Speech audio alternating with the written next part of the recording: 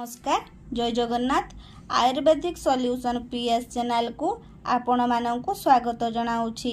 आज आसतु जानिबा दांतरे पोक काटिले घरोई उपचार द्वारा किपरि भल करि परिबा। तीनोटी उपचार अछि।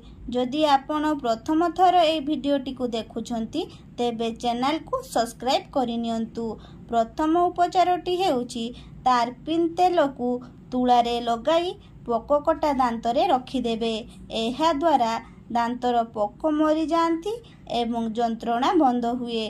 द्वितीय उपचारटी हेउची बेत चेर एवं बेगुनिया चेर कानरे बांधिदेबे।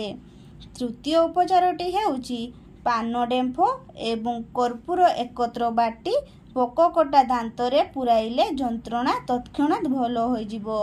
एही वीडियोटी भल लागिथिले लाइक शेयर एवं सब्सक्राइब करने को जमा भूलिबेनी।